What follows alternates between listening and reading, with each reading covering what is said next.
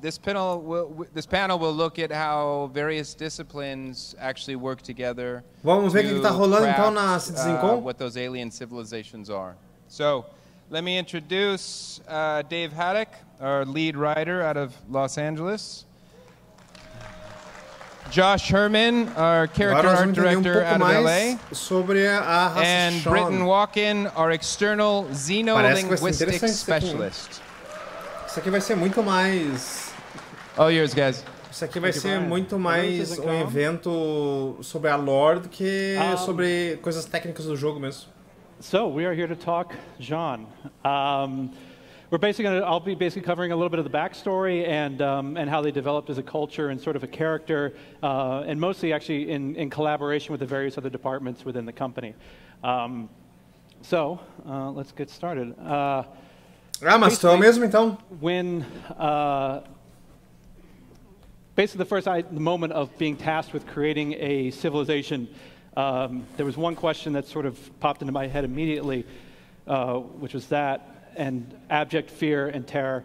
But once it ended, basically, it was a very simple question of who are they? I mean, that sort of thing seems like a very obvious and silly approach, but it actually can give you a lot of good answers. And so in the early days when Chris and I were sort of talking about the initial framework for what would become the Star Citizen universe, we had the big four of the alien species. There's the Xi'an, the Banu, the Tevarin, and the Vandal. And so the idea was to basically kind of arrange them in a lineup and, along with humans, and try and figure out começaram a fazer o Star Citizen, eles tiveram uma reunião para decidir como seriam as raças alienígenas do jogo, né? Não só as alienígenas, mas as raças como um todo. Are sort of five main ones. Well, them too, and basically to kind of tackle it again, it's a big question. Who are they? Who are each of these five? And these are cultures, civilizations. So to sort of approach it, I actually kind of used an analogy that I'd picked up when I was a kid. I read How to Draw Comics the Marvel Way, which is an excellent book if you're trying to learn how to draw.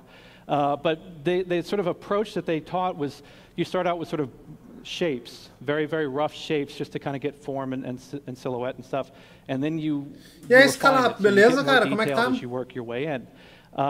And so that was sort of the kind of approach that we tried with this, because the win with it was that once you kind of establish sort of the basic kind of tone and character, like the specific stuff, you can kind of forget because you're keeping in mind kind of who they are as a culture. So like I could, forget which Xi'an house controlled the Second Dynasty, but if I remember who the Xi'an are and why they were in that sort of era of their history that they were, I can kind of keep developing stuff for it. So to kind of tackle it, basically with each of these cultures, I sort of tried using terms to kind of identify them. So we'll just kind of run through them real quick. So the Banu, obviously, the traders. They're the ones who are sort of, that sort of very rich trading history and culture and stuff like that. The Tevarin, the Ronin, the sort of warrior race that had sort of fallen from grace, sort of honorable warrior type thing that's sort of in tragic times. The Vandal, of course, are just straight up warriors because they will just murder. And the Xi'an were the diplomats. So, o que ele está comentando é que quando eles decidiram criar as raças do game, né, eles tinham que criar algo que lembrasse as pessoas. Então, tu poderia esquecer a história da lore principal de uma raça, mas eles queriam que tu tivesse alguma palavra que identificasse eles como um todo, entendeu? Então, por isso que, por exemplo, quando eles fizeram os Vandu, quando a gente lembra deles, a gente lembra de guerreiros, né? A gente lembra dos Teravim como os Ronin, como os samurais, por causa da história deles e tudo, bem interessante. Os Banu vão ser os comerciantes, e os diplomatas, né, são os Xi'an. So this was the initial sentence that we used to describe their culture. And with the hope of it being a very singularly evocative kind of sentence. Os Xi'an, eles são diplomatas pacientes And so that was it. That's what que eles dificilmente ficam zangados, mas quem... kind of start their work and build ships and characters and clothes and planets and all that stuff. And the work that they would do, we would bring back into the lore. So we would help reconstruct the lore to incorporate all that stuff so there was a reason. So it's a kind of a wonderfully cyclical pattern. So, for example, you know, there's this concept of verticality that you'll see with a lot of the sort of the Xi'an ships, and it was actually, I think, in the original design of the Cartual scout ship where that first kind of popped up, and you know, and it became sort of a driving element in the culture, you know, as far as the ships and in the buildings. Parece que os Xi'an, eles carregam uma característica vertical em todas a concepção de suas naves. So basically, we come back to this initial question of, you know, who are they? And you guys all know, you know, who they are. But over the past 8 months, actually, it's been a really exciting time, specifically for the Xi'an, because working with Josh and working with Britton, as we've been developing like the characters and the language and stuff like that, it's been forcing us to ask a lot of really kind of interesting questions that, you know, you don't normally kind of see in a standard gameplay mission type thing. And it's really like exploded, basically. It's sort of like a really rich culture. And so, as part of those conversations, what we did was we actually used a similar thing that we did during the push to the GDC announcement of Star Citizen, where we created time capsules. So it was one per day, and each one sort of charted humanity's progression from modern day to the games era, so the 30th century. Like, what are the major historical, cultural, political events that you know, pushed us to be where we are in 2947. So we actually did that again, but with the Xi'an this time. Eles fizeram como se fossem pequenas cápsulas do tempo para ir contando a história do Xi'an. So the timeline was a lot longer, like 30,000 years of history longer. So obviously I mean, we could try and go over all of it right now if you wanted, but probably shouldn't. So just to give you a sense of like kind of what's come out of that, you know, we actually gave them a homeworld. Back in the early days, if you remember, I think it was in the writer's guide, we had actually sort of said that the Xi'an were very cagey about where they came from because of this whole distrust with humans. They didn't want to kind of tip their hand as to sort of where their homeworld was. And we actually, once we kind of looked again, like at the lineup of all of our sort of big four, realized that there's nothing really known about the Vandal. The Tavaran homeworld's been assimilated by the UEE. Não conseguem reduzir a qualidade do vídeo? Where they came from. So it was like all of our alien species had no homeworld. So, so we basically decided, like, all right, let's build up a homeworld and we'll kind of flesh that out. So the initial idea was that it was a sort of dense kind of like jungle, very warm type thing. And actually one of the things o planeta natal do Xi'an era para ser mais tipo floresta, assim. Was that they actually eat carrion, and they'd like really spicy food, and it's kind of, you know, to us it's kind of disgusting. And so what we did was we actually, like, to justify that, again, we wove it back into like how do we kind of move backwards from it? So why do they eat carrion? And so we came up with this idea that basically they were sort of not on the top of the food chain for a really long time. Like, there were a lot of predators on their homeworld, and so they had to sort of be cautious and eat kind of the scraps that were left behind by other predators because they couldn't get the food themselves. And so it was kind of a wonderful moment because it was, again, another example of kind of how the process kind of can feed itself back into it, because that idea basically reinforces the original notion of that we said interessante, ó, os Xi'an, eles não eram seres do topo da cadeia alimentar no planeta deles. Eles tinham que andar sempre se cuidando e pegar as coisas que os outros predadores deixavam para trás para conseguir se alimentar. Interessante these things really start to reinforce and challenge each other and you know, lead to really fascinating discussions. We actually just last week, we had a conversation with Jeremiah in LA, because we had the question of how do Xi'an sleep? Which, you know, from a game perspective, you're never really necessarily going to see, or isn't that kind of important, but it was a fascinating conversation with, once you start factoring in where they came from, what their society's like. You know, do they just lay down? You know, and do they stand? Do they sit? You know, like it was really interesting, and it just makes them feel like a really living, breathing species. So again, the don't live there anymore, I'll get into in a little bit, but it was basically, we kind of cheated them. We gave them a homeworld and then we took it away from them. So that was kind of on me. I made that one up.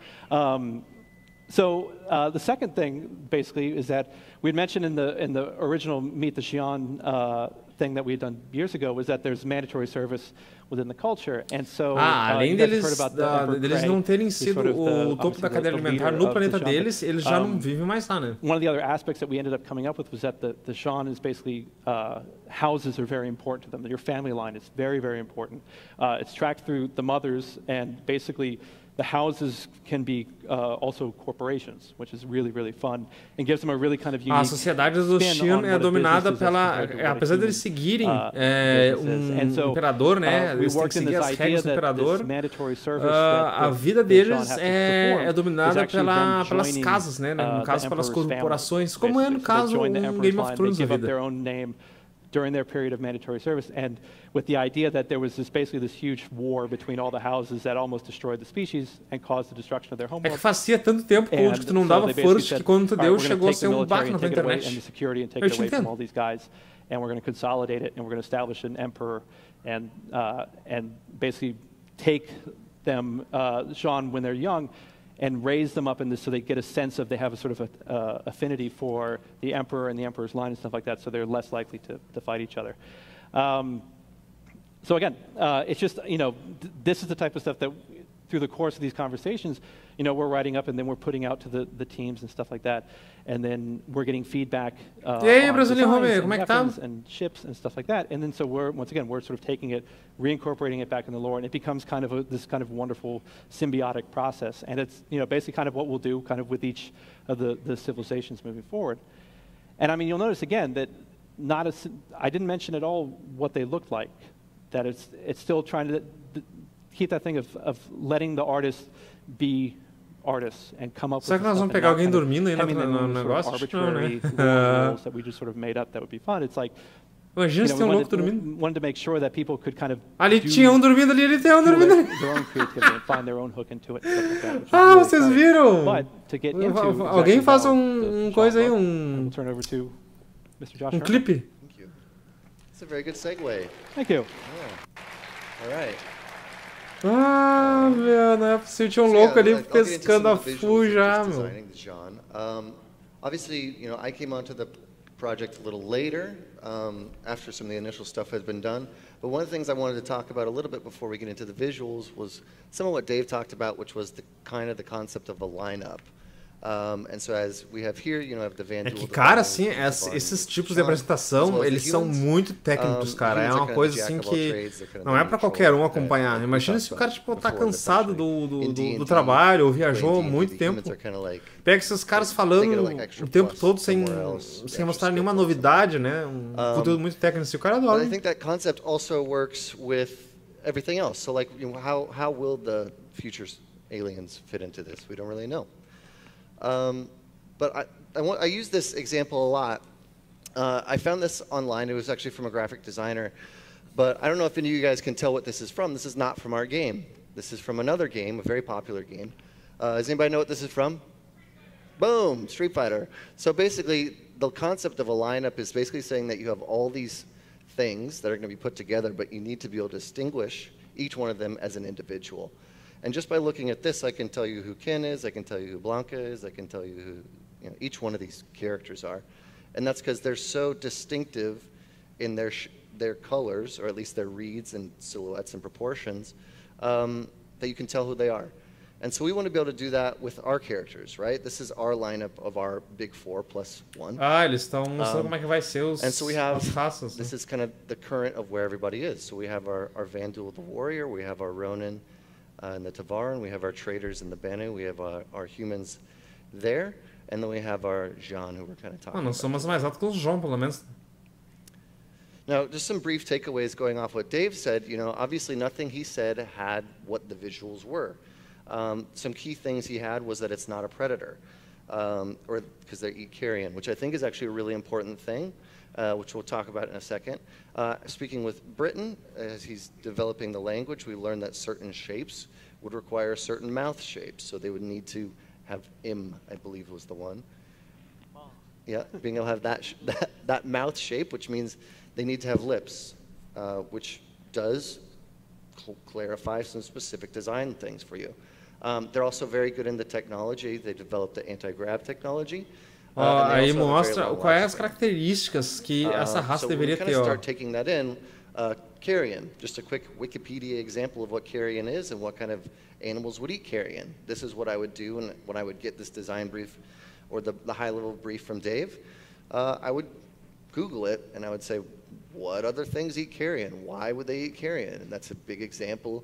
So as we go down the list here, all of these technically are a predator. A lot of them are predators, but they're not the apex predator, right? They're not at the top of the chain.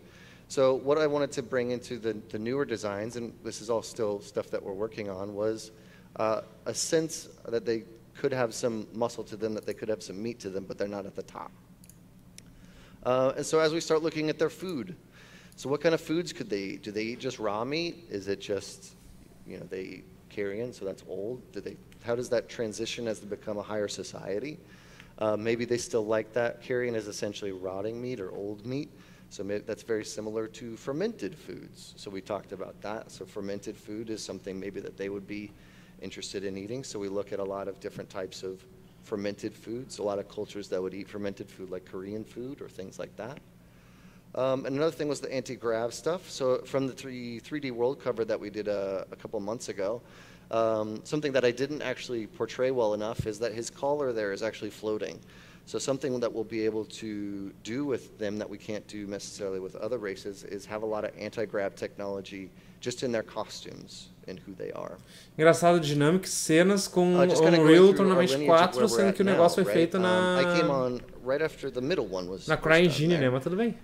And so it's important as we progress that we don't necessarily make like a drastic change, right? We want to keep true with what everything's going. If we need to retcon something, we can do that. But it's not something we want to do at every opportunity. We want to keep it consistent. Eu tava confundindo os Xi'an com os Banu. Going back to the Marvel way that you were talking about, how typically you work in the broad shape first, and then you go into the details. And that's something you do for a whole race as well, We're not going to try to nail it on the first shot. We're not going to go and maybe try to make the perfect image the first time. We're going to do a lot of images and see what sticks, and we're going to go back to those, see what we're successful, and kind of move on. Eles são a raça que dominam a these are just some of the high-level things that we start looking at. So, just doing silhouettes, starting to see the characters in situation. What situation means is basically what they look like in their home worlds. What do they look like when they're kind of natural? So we start looking at how would an old Xi'an look? How would a young one look? How would a short one look? How would a tall one look? Do they walk different? Do they need canes? Are they just kind of simple things as to how they start moving? Just very simple keyframes. All this is to kind of capture the mood. To kind of capture the mood, see what strikes us, try to make a compelling image, find what works, build on that, and lose what doesn't work.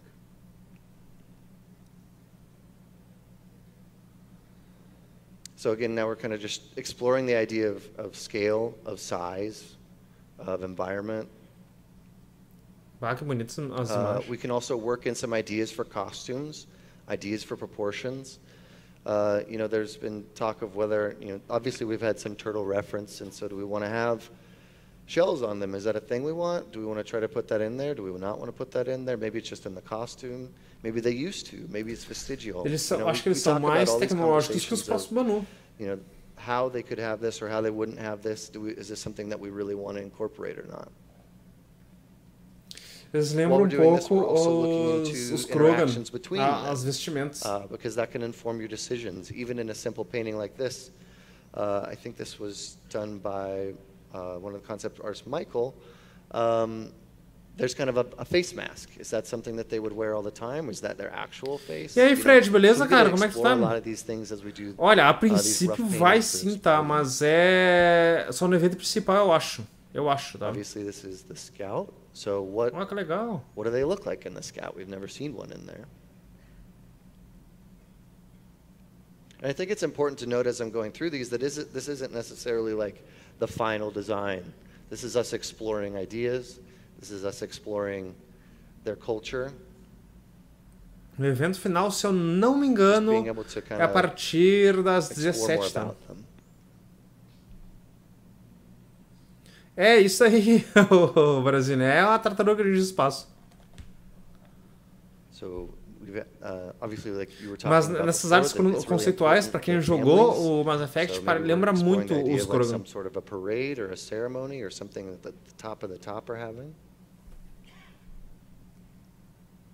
Family units, so old, young, male, female. Is there a difference between male and female as far as what they look like? Some animals, mammals have differences, some don't. Like a lot of dogs and cats are very similar, maybe just sizes. But then when you look at like big cats, like lions, those are completely different, right? You have a clear male, you have a separate female.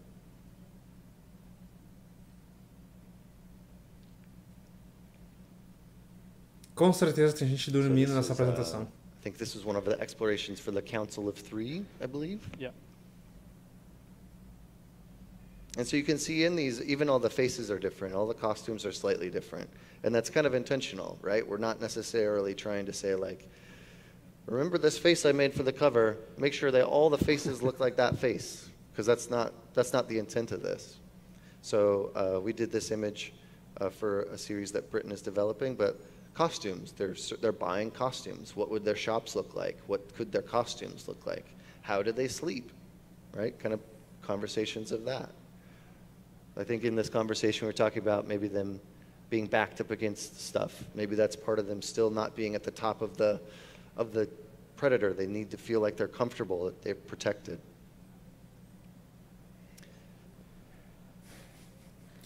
Eles lembram também aquele bicho, aquele do comerciante do Mass Effect, o baixinho. How we could maybe bring in some of the elements of their ships. So you see some of the heads on the left, they have some little decorative golden trims on them. How can we make that but not make it feel tribal? If we want to bring in this element to them so they feel high-tech as just a race, because they are very high-tech. But we don't want it to necessarily feel like they're just tribal, because that seems to lower them in the achei que nós ia pegar outro.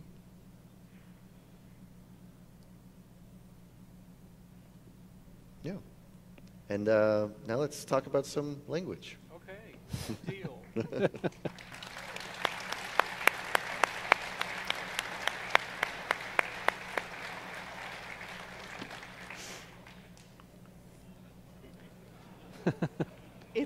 Que legal. A linguagem vai ser massa. I'm going to go through these slides pretty quickly, and I'm going to tell you about the T-shirt I'm wearing. I want there to be some time for Q&A, sure. So I'm going to kind of plow through it quickly. And one of the reasons I can do that is because today we are launching a whole set on Spectrum with documents and videos, and if you want to know more about this, you can rush to your Wi-Fi and learn all about it very, very quickly. Wow. One of the biggest chunks of this, oops, we had a technical click malfunction. Try one more time. Can we go back? It's okay. There's a big document. The thing is over 130 pages. And there are also videos, and I hope sound is going to play.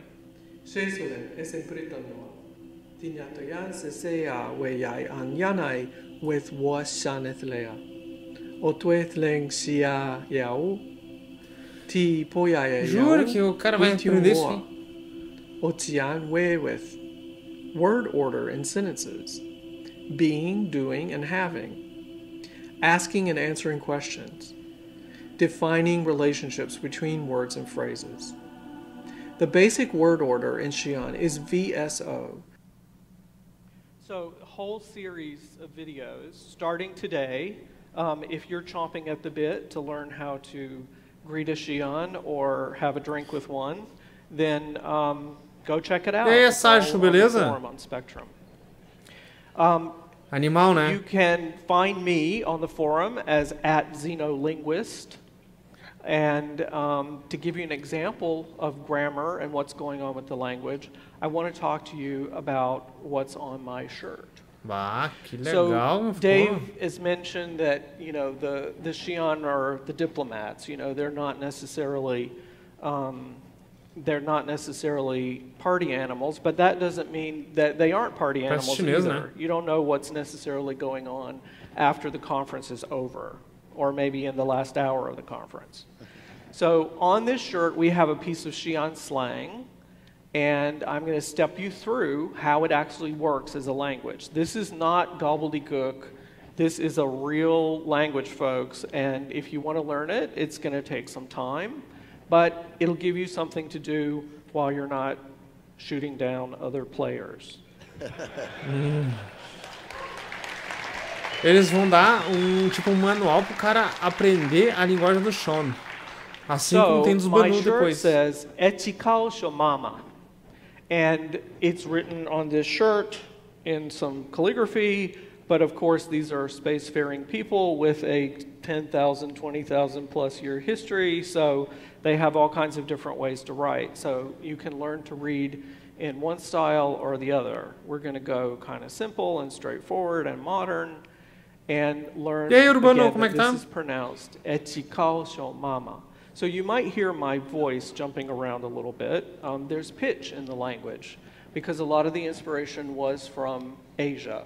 The vertical writing and o cara criar uma linguagem específica para filme ou para game, eu acho que é uma coisa muito avançada. Doesn't mean very much, but it tells you it's a verb. And so we're being at somewhere. But again, real language is rich and complex, so we're going to talk about being specifically here, which is the word kao. So ekao means to be here in a place. And we're going to explain that where we are is in the house. Shou is pronounced, this character, and XYO is the romanization, is pronounced house. So is here in the house somebody? And qi is a grammatical particle that I don't think you have in German, and we definitely don't have it in English.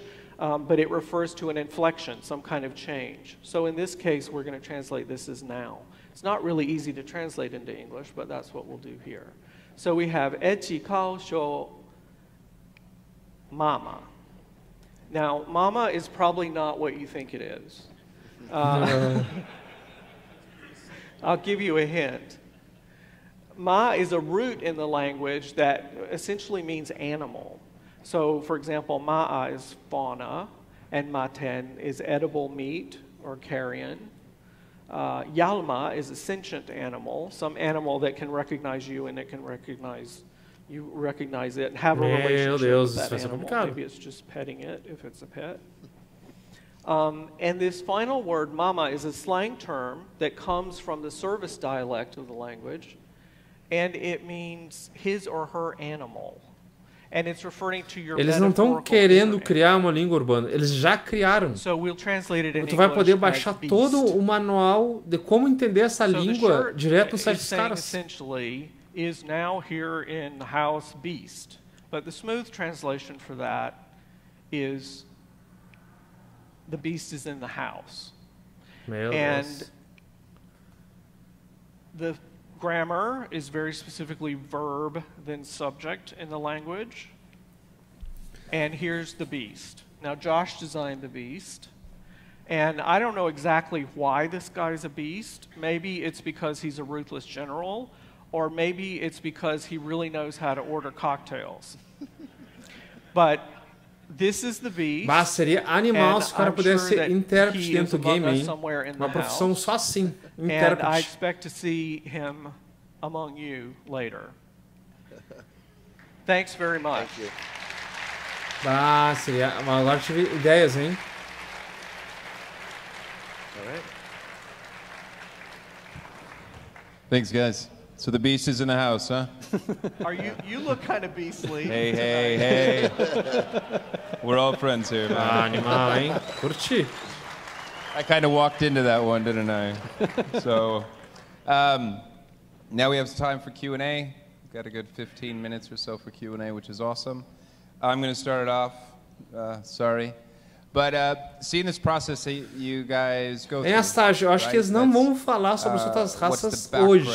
What's the visual, tipo, eles vão falar, acho que são vários stands, desculpa, vão ser várias apresentações e eles vão falar um pouco sobre cada tecnologia do game. Eles falaram sobre gráficos a primeira vez, depois falaram sobre aquele SSD que vai vir junto com a Sabre com a Sabre Heaven é outra coisa, com a Sabre Heaven. Então acho que provavelmente eles vão falar só sobre os sons agora. So yeah, I mean, for me, it's wonderful to kind of see people feed off of just simple descriptions and come up with like really fascinating, alien things, which is really fun. Seja bem-vindo, Igor. Valeu pelo follow, cara.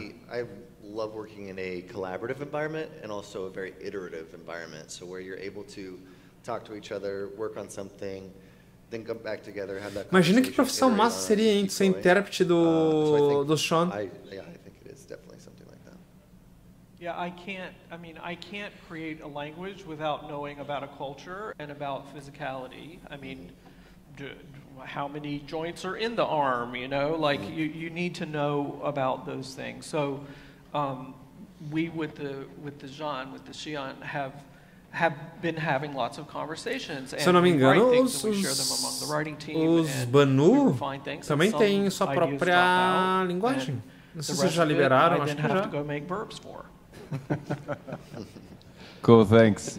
Let's open it up for the audience. Where's our guys with mics? There's one right there, dead center. Sorry. I have a question regarding the other languages. Will we also get the translations and those tutorials for the other languages? I think that is in the plan. I mean, I am working right now feverishly on Xi'an and fleshing it out, and I'll be spending time on the forum with the other people who want to learn it. But Dave or somebody else can also speak to the future if he wants to. Yeah, I mean, the plan is to do full languages for the various species. I mean, as far as like which ones are more accessible. We're actually kind of keeping in fiction with that. So like, the Vandal, obviously there's no diplomatic relations. So it's, it's not easy for a human being to conceivably learn it. Not to say that it's impossible, but just like, it's probably a lot of guesswork because you're not going to have a Vandal sit there and talk it out with you. He'll just kill you. But so like for the Banu, it feels like, eles estão discutindo se vai ter, se eles vão ensinar todas as linguagens. Eles vão ensinar as linguagens de todas as raças e provavelmente Banu não, os Vandu não tem como tu aprender, né? Porque afinal de contas não tem como tu conversar com um Vandu sem que ele te mate. Mas a princípio sim, vai ter linguagem para todas as raças. So many games we've seen like different races that are enrolled in like the traders, the workers, like very specific. So when you talk about this, you find a way that is not like everywhere. You always find this Banu that is always traders or this. E aí, Gisele, beleza? Very encapsulated. Não, esse aqui é sobre a língua dos Sean. Yeah, I mean, it's again, it's kind of the dos Xi'an, no caso, né? When talking about this earlier on with Chris, that he had said about the UEEs, that he didn't want this sort of. Respondendo o brasileiro, Rome, no futuro, quando a gente puder escolher outras raças para jogar, nós vamos ter que aprender a língua deles? Provavelmente não. Acho que não vai precisar. Até porque quando eles forem fazer as outras raças, eles vão ter que pensar nisso tudo, né? One of the things we talked about was the idea that, like, while the culture is very rigid and formal and stuff like that, there's actually a youth culture that sort of likes the impetuousness of humans. The fact that we are very emotional and we get riled up about stuff and we get angry and stuff like that, that they've actually, in the course of their interactions with us, have kind of like that. And so there's this sort of counterculture within the Xi'an where the kids are basically kind of acting out and being a lot more like sticking it to the man, you know, type thing, which is... The 40-year-old kids, because they live 3 well, years. Yeah, naturally. But yeah, I mean, I think that's, but hopefully that's what kind of helps. Geralmente os eventos da CITIZENCON começam com uma hora de atraso, tá? Se não me engano, esse começou também. Então, eu acho que ainda não deu o da Stanton, tá? E aí, Carlos, beleza? Como é que tá? What are the elements in the culture that don't line up with that, and again, sort of challenge the expectation. Yeah, because you can't have a fully fledged culture without those other aspects. Like if they're just the warriors and that's all they do, that's not necessarily true, right? And like, or interesting. Yeah, exactly. It's kind of boring at that point. So I mean, even when it's like the Xi'an, like yeah, they're the diplomats, but they've also had all these historical wars, which means they've also fought, which means technically they're Fala, also Demolidor, como é que tá, cara? Beleza? like, really start, and that means they also have trade and they have all like things to protect. So it's every culture and every race is fleshed out. It's not just the archetype. Right. Will it be possible that we have a translation of Xi'an Interactive on the Robot Space Industries website? Just a translator, like Google Translator? You're talking about live translation of everything that comes up? Just using words, and it's going to be automatically translating in Xi'an language? I won't speak to future technology in the game, but I mean, if everybody wants it to go in that direction, everybody being all of you or all of them and everybody back there, that's possible because it's a grammatical language. You know, it's a full language. And, o cara tá perguntando se no futuro eles vão implementar um Google Translator dentro do site da SIG para traduzir essas linguagens extraterrestres. E o cara falou que se a comunidade como um todo e os desenvolvedores acharem interessante, ele diz que tem como fazer. Well, not on Google, but on the Robot Space Industries website, on the Spectrum or whatever. Well, the language, as of a couple of hours from now, you'll be able to go look at the dictionary. It has 900 items in it. It's on the website. All right. But whether there's ever going to be any kind of technical live beleza, então, Assage. going on in the game or online or anything, I think it's É que vocês têm um nome diferente aqui do YouTube e do Twitch, né? Às vezes eu me perco. Que nem tava ali o Malix, achei que... Ainda bem que ele usa uma parte do nome dele, né? Que é o Super Malix lá do YouTube. Aí eu consegui identificar, mas a maioria não... É um nome completamente diferente, né? Is there a possibility to have a display when a Xi'an is talking, and you can read the lines what he's talking about? Is that also possible? It could happen, sure. I mean, there are various typefaces already. Will be nice. Ones appropriate for computer monitors exist. But I would encourage you, if you would like to see that in the game, to come to the forum and engage with us and let us know how you want to see Xi'an as a linguistic experience broaden and deepen your experience in the game. Will be nice. Okay. I would have two questions about the linguistic of Xi'an. Well, one. How would you class in comparison to other languages? Like I heard you created Xi'an based on Asian languages. How would you classify the language, like the how to say how hard you would Eu tô achando também que o cara tá com dificuldade pra falar, né? That we currently have. Okay. Well, o cara tá perguntando como é que vai poder classificar em categorias as linguagens extraterrestres. That are inspired by Asian languages, specifically by Thai and Mandarin, in that the words don't change shape. They don't conjugate. You don't get I want, she wants. That doesn't happen. So from that perspective, the words are very simple. Once you learn the word and you learn what happens when two words come together in a compound. It's pretty easy to predict what that word is. You don't have to learn any kind of complex morphology. The language is maybe somewhat more difficult to learn than a typical Indo-European language if you're coming from a European background, because it does have pitch that goes up and down. You have to learn to hear the difference between what's a good pitch example? E and E. So those are two different words. E is plant material, and E is some kind of precision. Excuse me, is some kind of selection. So you do have to learn to hear things differently, but it's not a particularly difficult language to learn, I would claim. The way the pieces and parts of Ele está falando que a linguagem Xi'an, ela não vai ser muito diferente de se aprender, porque ela não é uma linguagem onde uma sonorização diferente vão ser palavras diferentes, como por exemplo se o cara usar tá. We have sorry, just really quick. So it's going to be the last question, just because we have to move on to the next one. So, but these guys are going to be here. Nossa, feel free to finish your question, but this will be the last one for this panel. Thank you.